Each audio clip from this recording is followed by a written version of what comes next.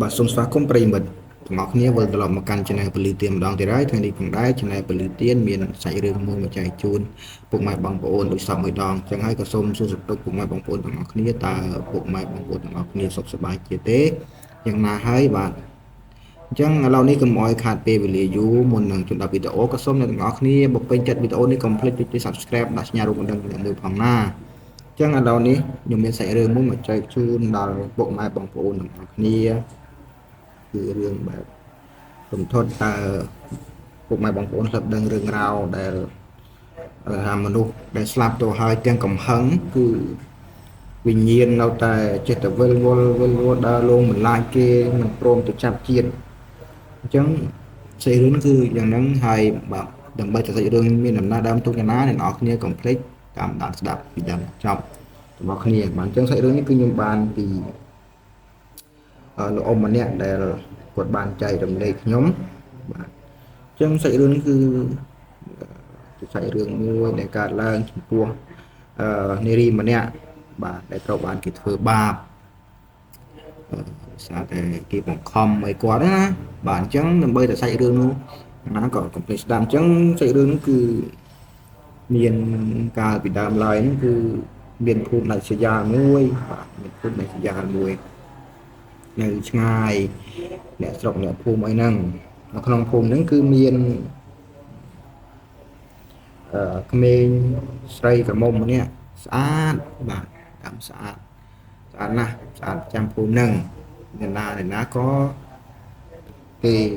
ឆ្លាញ់គេពេញចិត្តគេតែឆ្លាញ់អីហ្នឹងបាទអញ្ចឹងហើយនៅក្នុងភូមិហ្នឹងហើយស្រាប់តែមានគេឆ្លាញ់ច្រើនទៅហើយនាងហ្នឹងក៏មានគេលួចបែតតីសឹងតែគ្រប់គ្នាណាបងប្អូនបាទមានលួចបែតតីចាស់ស្អាតបាទស្អាតដូច្នោះដោយសារតែថ្ងៃមួយម្ដាយរបស់គាត់ក៏បានចង់លើកគាត់ទៅឲ្យបរិសម្នាក់ដែលគេថាមិនមែនអីដែលគាត់ស្រឡាញ់មិនមែនមនុស្សប្រុសក្នុងក្តីសម័យរបស់គាត់បាទអញ្ចឹងគឺម្ដាយរបស់គាត់ចង់ទៅលើកឲ្យគុណប្រុសម្នាក់ទៀតគឺដែលជាកូនអ្នកមានសម្បត្តិទូធាប៉ុន្តែនារីម្នាក់ហ្នឹងគឺគាត់អត់បានស្រឡាញ់ទេបាទបានស្រឡាញ់ទេប៉ុន្តែត្រូវម្ដាយបង្ខំណាបង្ខំឲ្យរៀបការជាមួយនឹងគេហ្នឹងដោយសារតែគេជាកូនអ្នកមានគេមានសម្បត្តិទូធាមានលុយកាក់មានអីណាបាទចឹងហើយដោយសារតែនាងមិនស្រឡាញ់ផងហើយម្ដាយក៏ចេះតែបង្ខំផងចេះតែបង្ខំទៅខ្លួនឯងត្រូវតែយកគេបានគេមានសម្បត្តិទូធាខ្លួនឯងយកគេទៅគ្រួសារយើងនឹងរស់នៅសុខសាន្តអីណាបាទរស់នៅសុខសាន្តដោយដោយសារតែយើងក្រកូននិយាយដោយសារតែយើងក្រអញ្ចឹងយើងបានគេទៅវាទូធាពួកម្ដាយក៏ខំនិយាយបញ្យល់នារីហ្នឹងទៅប៉ុន្តែនារីហ្នឹងក៏មិនបានស្រឡាញ់ទេទៅបីម្ដាយខំបញ្យល់អីយ៉ាងណាក៏ដោយខំបញ្យល់អីណាក៏ដោយក៏គាត់មិនព្រមដែរថាខ្ញុំមិនចូលទេម៉ែខ្ញុំមិនចូលទេខ្ញុំអត់ស្រឡាញ់ខ្ញុំមាននោះដែរខ្ញុំស្រឡាញ់ហើយគេមិនហ្នឹងគេល្អទៅបីតែគេមិនមានទឹកសម្បត្តិអីគេក្រដូចយើងដែរប៉ុន្តែគេល្អស្មោះសរខ្ញុំមិនចូលទេមានហ្នឹងក៏ប្រកែកអញ្ចឹងទៅណាបាទប្រកែកអញ្ចឹងដោយអាហ្នឹងរឿងរ៉ាវយើងចាប់មកវគ្គនឹងសិនបាទមកពេលដែលប្រកែកហើយក៏មានបានអីទេមកពេលដែលក្រោយមកទៀតគឺដោយសារតែគាត់ហ្នឹងគឺសម្បូរទៅដោយគេស្រឡាញ់ច្រើនអ្នកភូមិមិនថានឹងអ្នកមានអ្នកក្រោយគឺស្រឡាញ់ដោយសារនេះគឺស្អាត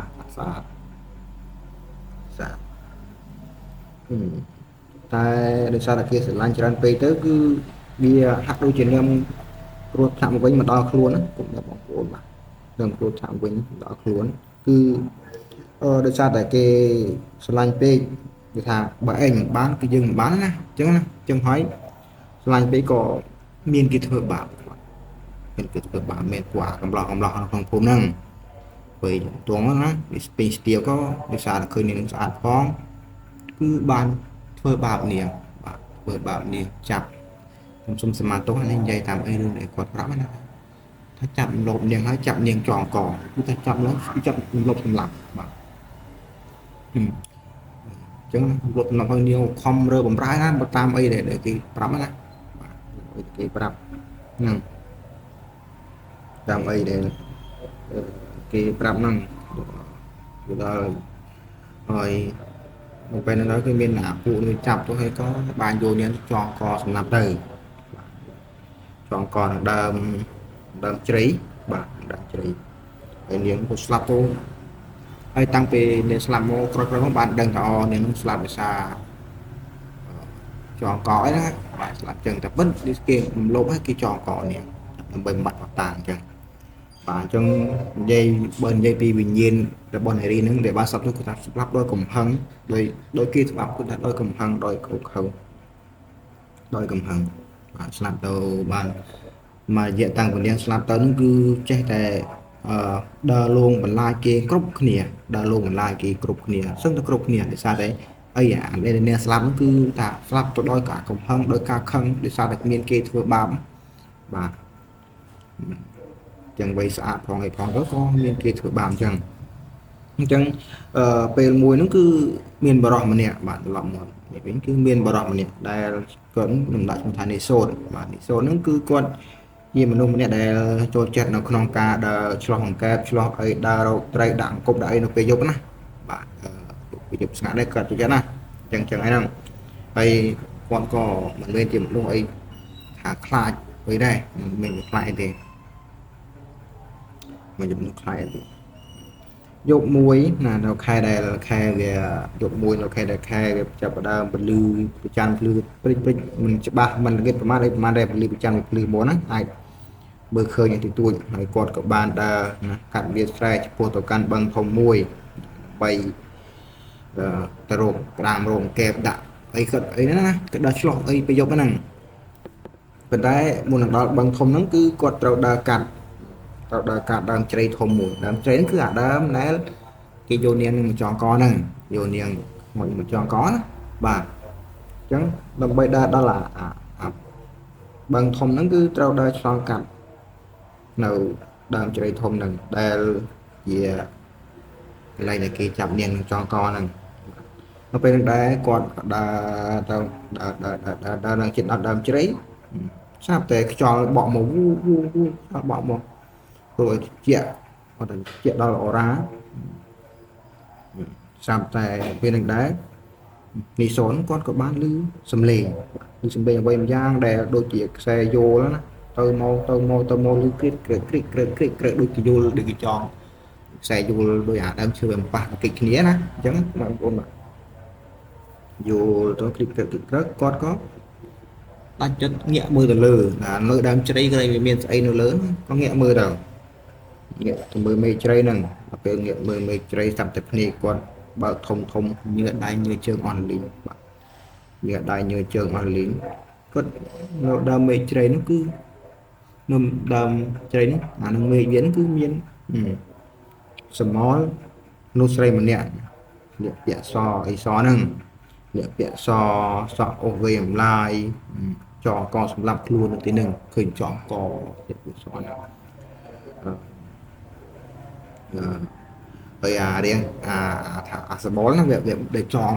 ខ្សែហ្នឹងវាបកវាទៅមកតាមខ្យល់ឲ្យបកហ្នឹងទៅមកគ្រីក្រឹកហើយនៅពេលដែលកើតមើលទៅថាសមលហ្នឹងមើលទៅដូចជាមនុស្សដែលស្លាប់ថ្មីបាទស្លាប់ថ្មីប៉ុន្តែដូចស្លាប់ថ្មីហ្នឹងដោយអាថាមកតែមើលទៅព្រឺអស់លីងព្រឺចោះស្លៀកពាក់សក់ឲ្យភ្នែកលៀនដាសក់វែងឡាយសចង់ណាមខ្លាចព្រះពេលឃើញដែរស្រាប់តែពេលហ្នឹងដែរខ្មោចគឺខ្មោចវិញ្ញាណគឺដើរវិញ្ញាណក៏ឮសំឡេងគ្រីក្រឹកហើយវិញ្ញាណថាពលឹងណាពលឹងសមលដែលចងកណាពុកម៉ែបងប្អូនចងកហ្នឹងមើលទៅ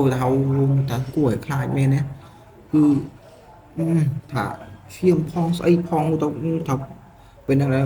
នេះសូនគឺថាព្រឺសម្បល់ព្រឺអស់ព្រឺ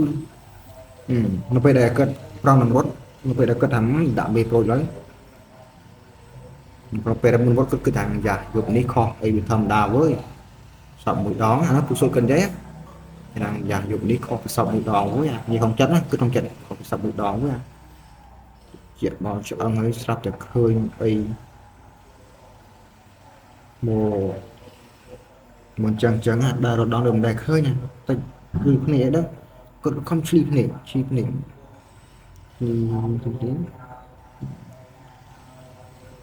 គឺថាយ៉ាជួយផងវើយនេះមានមនុស្សយ៉ាអាគឺក្នុងចិត្តណាគឺក្នុងចិត្តគឺអានេះក្នុងចិត្តណាជួយផងវើយមានមនុស្សវើយនៅពេលនឹងដែរសមអដែលចងកក្អកខេជួយដែរតែបងសតអើយបងសតបងសូតជួយពេលនឹងដែរបងសូតលឿនអញ្ចឹងហើយអូនិយាយភ័យសំចយឆ្លាតណាគេអីមិនដឹងឈ្មោះខ្ញុំកុំលេងសើចនេះពេលនឹងដែរសាកសពវិញ្ញាណណាសមនគឺហ្នឹងជួយអូនផងអូនឈឺកណាជួយអូនផងឈឺកណាជួយស្រែកខ្សែអូនផងបងសូតដោយសារតែសមនហ្នឹងគឺមានសភាពចងកពាក្យនឹងដើមជ្រៃណាពាក្យនឹងមេជ្រៃហ្នឹងបងសូលឺឆ្លើយថាអត់ទេកុំមកជិតខ្ញុំអត់ទេកុំមកជិតខ្ញុំខ្លាចអត់ទេខ្ញុំអត់ធ្វើអីទេកុំមកជិតខ្ញុំ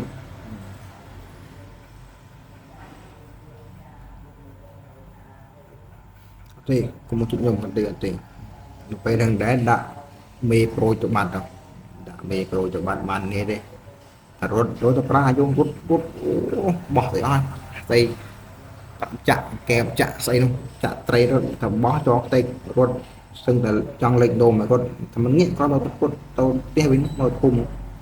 រត់យ៉ាងលឿនរត់ហើយអាកាន់តែរត់អាសំលេងសមលចេះតែលឿនទៅជាកាន់រត់កាន់សមលcũngចេះតែលឿនទៅជាចេះតែលឿនអូដល់ផ្ទះ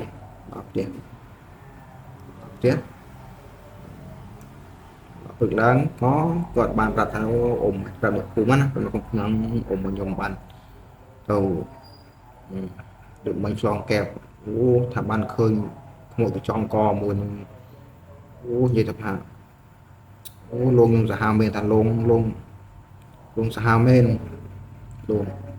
បានពងអអាកន្លែងនេះគឺចង់កតែកន្លែងនេះ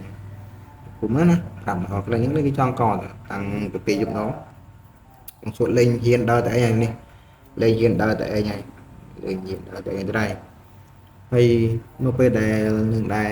លេងហ៊ានដើរតែឯងហើយរត់ពេលដែលយប់ឡើងគឺអ្នកភូមិឋានៈគេទេគឺតែងតែលឺសំឡេង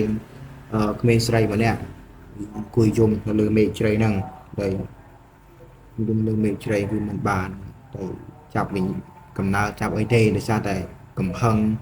ខឹងដោយសារតែមានគេសម្លាប់ចឹងគំនុំគុំគួនហ្នឹងគឺវិញ្ញាណរបស់នាងហ្នឹងគឺតែដើរលងគេលងអីណាបាទអញ្ចឹងប៉ុន្តែក្រោយទៅក៏គេបានធ្វើបន់ទៅឲ្យក៏ទៅគេ